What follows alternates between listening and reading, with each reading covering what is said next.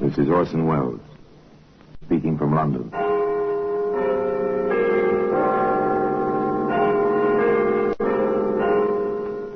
The Black Museum. Here in the grim stone structure on the Thames, which houses Scotland Yard, is a warehouse of homicides.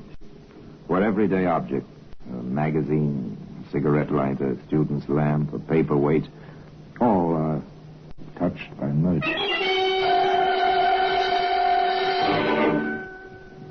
Here's a letter. It's a familiar object, handwritten on a good bond paper. No imprint on the top, merely a date. A simple single initial for the signature. Do you notice the same thing about this letter that I do, sir? Rather a well-formed handwriting? More than that. This letter was written by an educated person. A very well-educated person. But for what a purpose?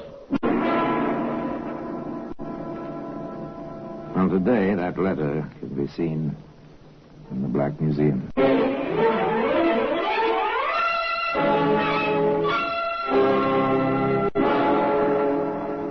From the annals of the Criminal Investigation Department of the London Police, we bring you the dramatic stories of the crimes recorded by the objects in Scotland Yard's Gallery of Death, the Black Museum.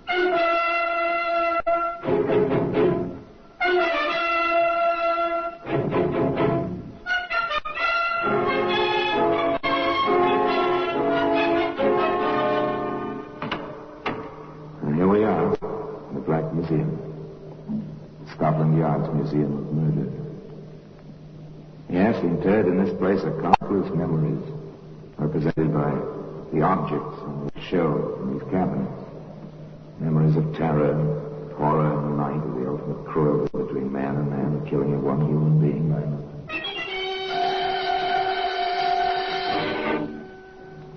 Yes, here lies death.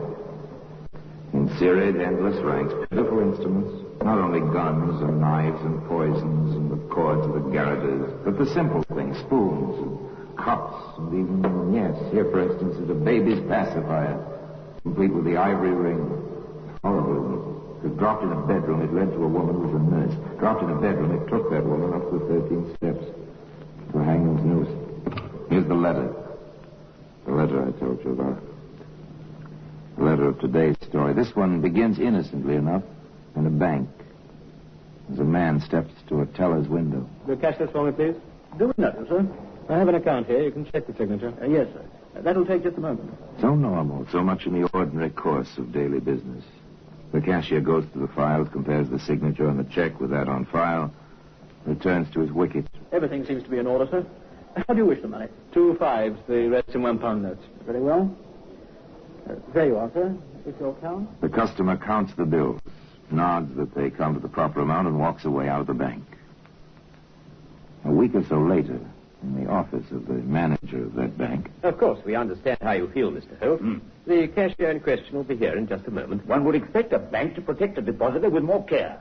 3 forged checks, each one successively larger. Apparently, the forger felt himself safer each time. Apparently. If I hadn't requested my statement and the voucher ahead of time this month, this might have gone on almost indefinitely. Mr. Holt drums his fingers angrily on the manager's desk.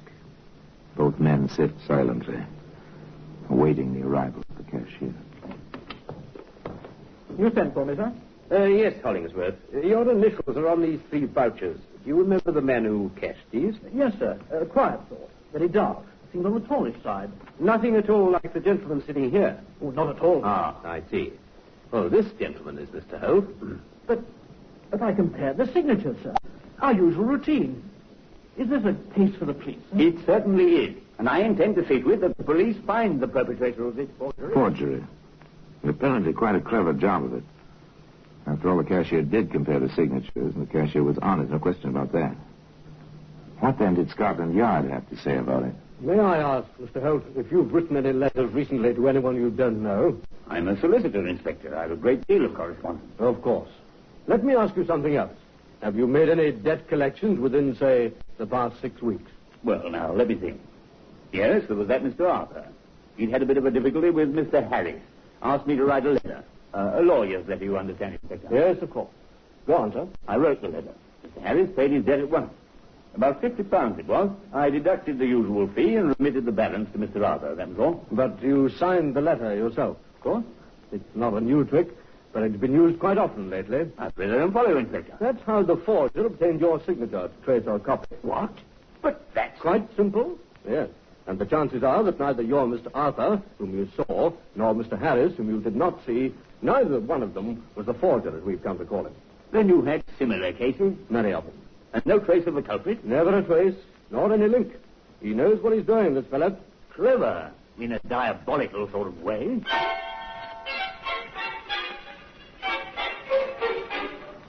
Clever in a diabolical sort of way. Well, you can fight this sort of cleverness with only two weapons. Patience and vigilance. Sergeant Berkey of the Yard was both patient and vigilant. Stationed in a bank as one of the searchers for the forger. The sergeant heard... Will you cash this, please? The name is Forsyth.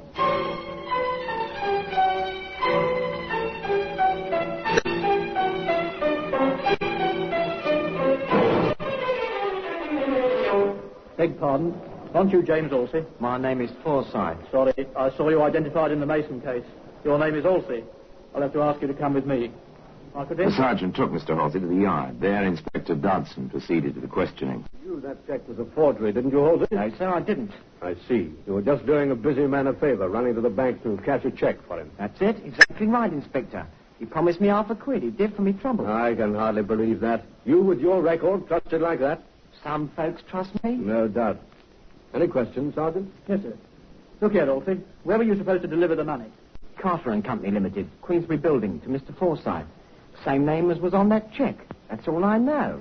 Except I'm out £500 and in trouble besides. No use, Sergeant. There'll be no Forsyth at Carter and Company. Let this fellow go. He's telling the truth for once. The man we want is the forger.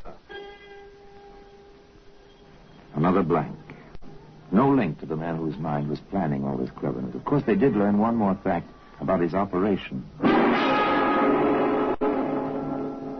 Just before we close the file, I think we might check up and see if we can learn anything from the real Mr. Forsyth.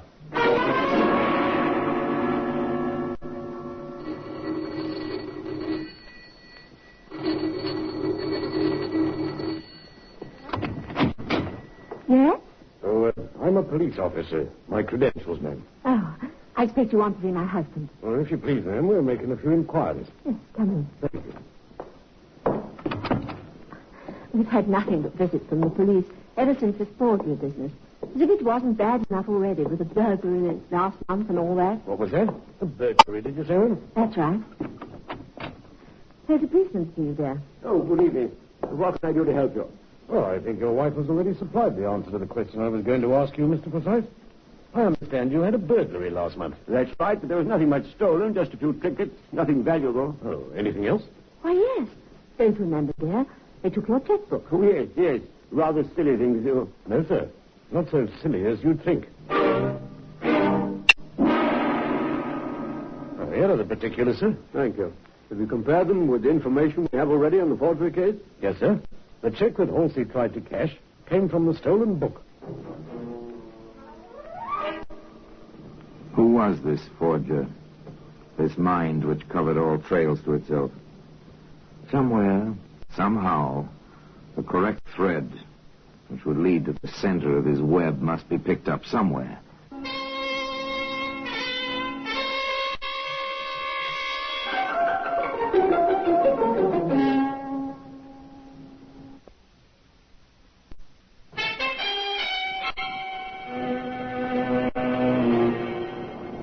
I believe some money has been placed on my credit here from my bank in London. The name is Harrison, Charles Harrison. I'll see Mr. Harrison. Just a moment, please. You know how this is done, of course. You deposit money in one bank in, say, London. Notice the draft is sent at the depositor's request to a branch of the same bank in another city. You arrive in that city, identify yourself, and receive your money. Usually it's a fair amount, too large to travel with. How much is this draft in your suit? £250. The amount's correct. It was deposited in our London office by Mr. Harris Thompson. That's right. With instructions to pay to him in person. I'm here. You wish identification? I have it. But you're Mr. Harrison. Charles Harrison. You said so a moment ago. I'm Harris Thompson. I see. Perhaps the London branch made a mistake. I'll get in touch with them and come back tomorrow. Sorry to have bothered you. I caught your signal, Bartley. Something wrong? That fellow there, sir. Just going out the door. Gave me two different names while he was trying to collect on this draft. Some kind of swindle? I can't say so. The order came down from London in perfectly good order. There are £250 up there. It's a bit strange. And he behaved oddly. Gave his name as Harrison. It was quite simple. Quite simple, really. Money had been deposited in London. The man who was to draw it in Yarmouth would thereby acquire the appearance and reputation of wealth and honesty. When he returned with a new forged draft, it would be honored. A neat scheme. But the fellow mixed up the name. The Yarmouth Bank reported to the Yard. Inspector Dodson came calling. We'll get out a pickup order. It might be well worth our while to talk with this Harrison Thompson, whatever his name is.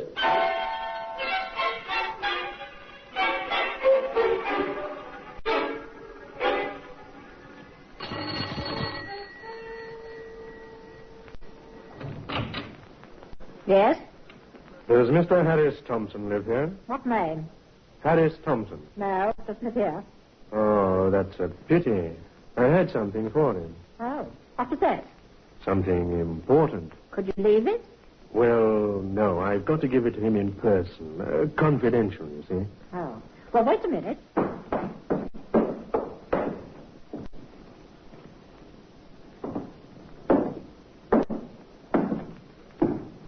Yes? What do you want? Are you Mr. Harris Thompson? Who are you?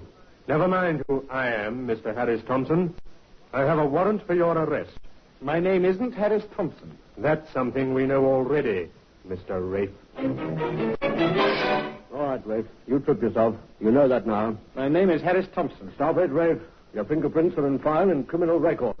We know your name. My name is Harris Thompson. It'll go a lot easier with you if you admit the truth. My name is Harris Thompson. And that's all you'll say? My name is... All right. We've heard it before. Lock him up, Sergeant. The charge will be attempted fraud and loss. Come along, Rafe. With Rafe Harrison Thompson safely away in the Yarmouth jail, Inspector Dodson, in company with several Yarmouth policemen and the manager of the bank, visited the man's lodging. I must say, Inspector, when you search a place, you are quite thorough. Just a routine, sir. Does this make any sense to you? Dear friend, there is no doubt your error at the bank, while understandable, was quite grave. However, I expect to rectify it shortly. The bank has requested that Mr. Thompson come there personally to sign a new bit of paper, giving Mr. Harrison permission to withdraw the money in Yarmouth. I will explain later exactly what I want you to do. In the meanwhile, do not come up to London. Caution has always been and always will be my watchword. Trust me, sincerely yours, J. While this fellow is describing our regular procedure where identification is in doubt. I see. Do you notice the same thing about this letter that I do, sir? Rather a well-formed handwriting. More than that. This letter was written by an educated person. A very well-educated person. But for what a purpose? Yes, the phrasing is simple, but the words he uses, it's a little difficult to understand, isn't it? Why someone with education would involve himself in something like this? Well, when we find J, we may have an answer to that.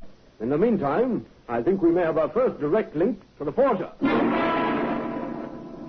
Well, today, as I told you, that self-same letter can be seen in its place in the Black Museum.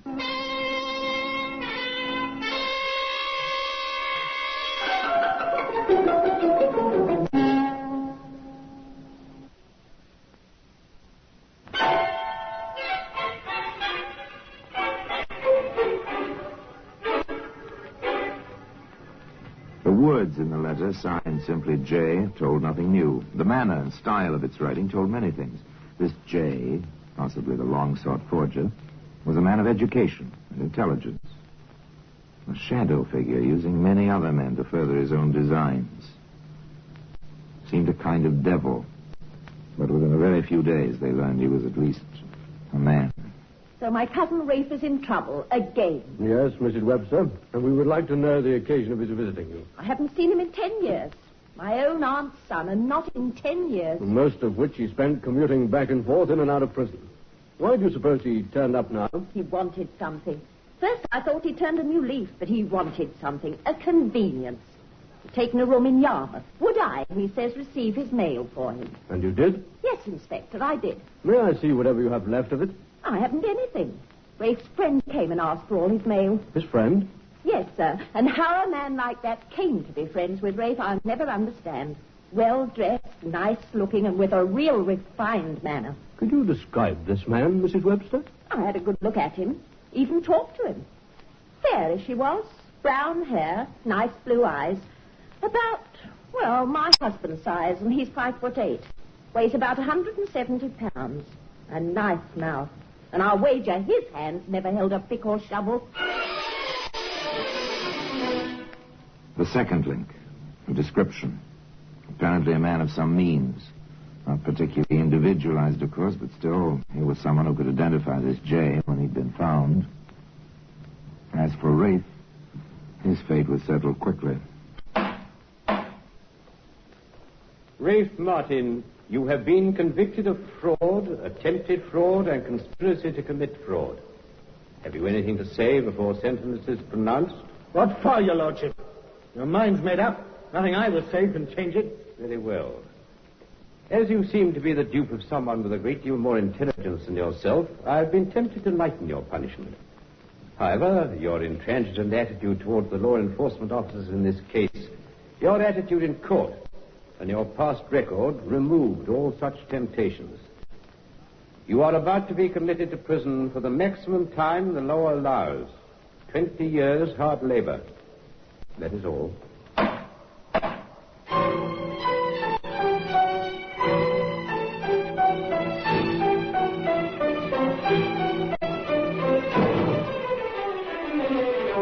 An underling, a dupe, went to prison. Shortly after his arrival there in Dartmoor, Rafe had a visitor in his cell. Surprised, Rafe? Only if you were to be my cellmate. Hardly that. But I may have the key which will unlock that door before you expect. I make no deals with coppers. 20 years is a long time. You'll be an old man when you get out. What of it? In fact, 20 years may be a life sentence for you. Nothing I can do about it? Isn't there? I think you know exactly what you can do about it. I don't talk. Your friend Jay didn't help you much in court, did he? Why should he? I don't think you owe him anything. Chances are he had the lion's share of all your little dealings, and now he's free to go right on while you're in here. Think about it, Rafe. If you change your mind... Rafe thought about it. Honor among thieves. Up to a point, perhaps. But the cold, bleak winter at Dartmoor was beyond that point. At least for Rafe. All right, Inspector. But what's in it for me? I think your sentence will be considerably reduced. You were convicted on 3 counts, Rafe. The time for each might be made to run concurrently instead of consecutively, without too much difficulty. Is it a deal? Well, I can't promise. You know how such things are, Rafe. All right, I'll chance it. You never get him otherwise. He's too smart. He's a lawyer. What? That's right. Knows all the ins and outs, he does. Laughs all the time when another fellow's being fooled. He's laughing at me right now. You've seen him, then? I've seen him. What's his name?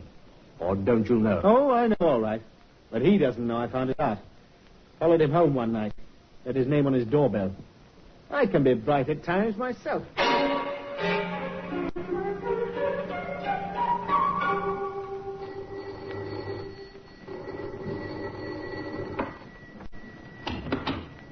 Yes? Mrs. Seaforth? Mrs. Joseph Seaforth? I'm Mrs. Seaforth. Is your husband at home? I'm sorry, no. Would you care to leave your name? We're from Scotland Yard, madam. We have a warrant for your husband's arrest. Arrest? Joe. What can you have done? That's a long story, ma'am. It's taken us quite some time to track him this far. When do you expect him back? That's it, sir. I don't know. He went out of town on business a week ago. I haven't heard from him since. He's never done anything like this before, never. Gone. Joseph Seaforth, the forger, disappeared. But there are certain rules of thumb the police follow in situations like this. They know what happens when the wanted notices appear in the post offices all over the country. Now, remember, I want every lead that comes in followed through. We're dealing with a very tricky customer, and every piece of information, however small, may be helpful. Yes, I knew him all right. He used to come into the bar for a drink often enough. He was a real gentleman. Distinguished looking. Oh, have you seen him recently? No. Haven't seen him for months. That's his face, all right. Recognize it anywhere. Took a room at our house for a couple of months. Not that we saw much of him. Oh, when did he leave? About 6 months ago. And you haven't seen him since? No. I know No, so far, William, I'm confident that somewhere, sometime, somebody who's seen that wanted notice is going to meet up with Seaforth again.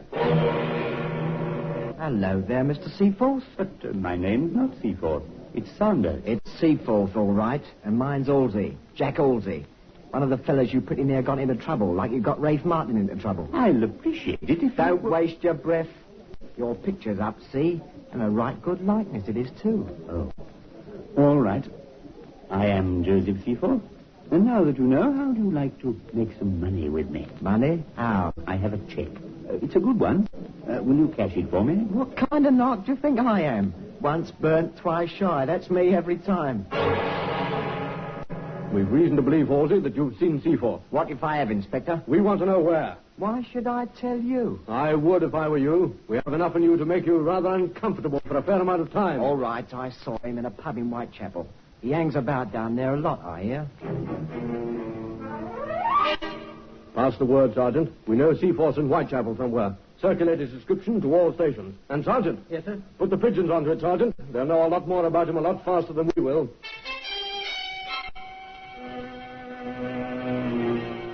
Seaforth seems to frequent two places more than others, Inspector. The Dancing Bear and the Monument. Well, he's getting a trifle careless, isn't he? With all his cleverness, he ought to have known better than that. The search had narrowed now. 2 pubs in Whitechapel. The inspector and Sergeant Berkey dropped in at the Dancing Bear for a quiet pint. Do this again, will you, landlord? Very well, sir. We seem to be drawing a blank here, Inspector. So far, yes. We'll wait a bit. There you are. There you are. Thank you, sir. By the way, we happen to be waiting for a fella, perhaps you know him. Name is Seaforth. Never heard of him. We don't ask names in here. One man's money is as good as another, as long as you don't cause trouble. That's the only way to stay in business. The inspector and the sergeant finished their ale. They lingered briefly, then All right, Sergeant. We'll go now. they left. Outside the door, the inspector turned back. Watch the landlord, Sergeant, through the window. I see him, sir. He's heading for the back room. Come along, Sergeant, before our man gets out of the back door. The bar door, sir. On the right-hand side. Good enough. Peg, I'll be on my way. How are you, Mr. Seaforth? You're barking up the wrong tree, copper. This man's name is Saunders. Stay out of this, landlord, if you want to stay in business. My name is Saunders, and if you are the police, it's hardly necessary for you to molest decent citizens. It's no good, Seaforth. I think you know that. We have a warrant, and your fingerprints from your own apartment. All right, Seaforth. It's finished now. Perhaps one day you'll tell us why you did it. The law can be very dull. When you know it and turn it on itself, there's excitement of a sort. Perhaps one day you'll tell me how you picked up the proper thread. It doesn't matter very much at the moment. And the silent witness to that whole story is today in the Black Museum. Orson Welles will be back with you in just a moment. The trial of Joseph Seaforth was swift. One somewhat strange incident did occur, strange in the light of the man's background, previous experience. Throughout the trial, he made no effort to defend himself. He seemed quite ready to accept whatever punishment was determined for him. And then, as the judge was about to pronounce sentence, Seaforth requested the record of his case. He wished, he said, to enter objections to what he felt was inadmissible evidence. The judge denied the request on the grounds that the objection should have been made before the verdict was announced. So Joseph Seaforth went to prison for 20 years. And it was never determined why the lawyer in him awoke, only when it was too late. And now until next time, till we meet in the same place and I tell you another story about the Black Museum, I remain as always obediently yours.